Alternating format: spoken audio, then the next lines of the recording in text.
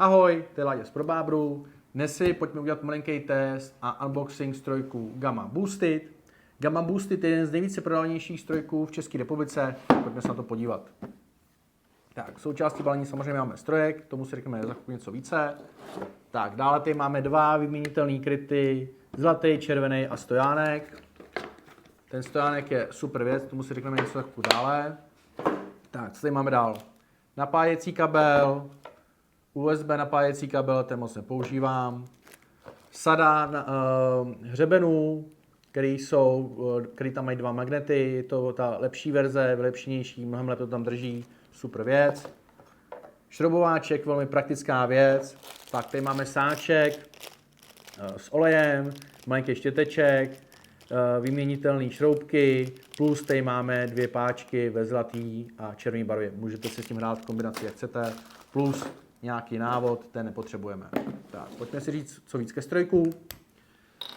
Pro holiče, který už mají větší zkušenosti se strojkama, tento tvar je velmi podobný, ne ten samý, jak je třeba Senior, případně Magic. Velmi praktický, mě to strašně vyhovuje. Oproti třeba strojku Senior, který by mohl být nějakou tou konkurencí, je váha. Jo, tady ten strojek je velmi lehký, díky použitým plastům, který je tvrzený, kvalitní plast, velmi super to drží. Feedovací hlavice přímo v základu, páčka s nastavitelnou velikostí střihu.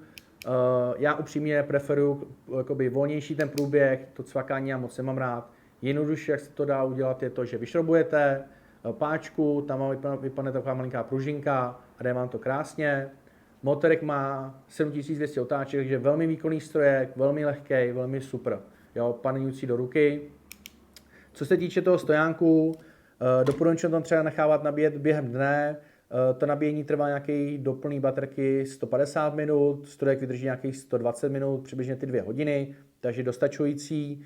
Nicméně doporučujeme na konci toho stříhání toho dne ten strojek dát bokem, aby se ta baterka zbytečně nepřebíjela a potom strašně rychle odchází.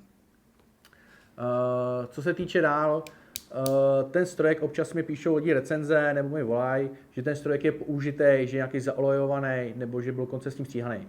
Prosím vás, ten strojek je přímo ve fabrice testovaný, proto je více namazaný, je tam nějaká vazelína a to, že tam jsou nějaké chloupky, je od toho, že ten strojek je přímo testovaný. Jo? Testuje se to na nějakých stříhacích hlavách, jestli ta hlavice je správně nastavená, jestli je seřízená a jestli to správně stříhá.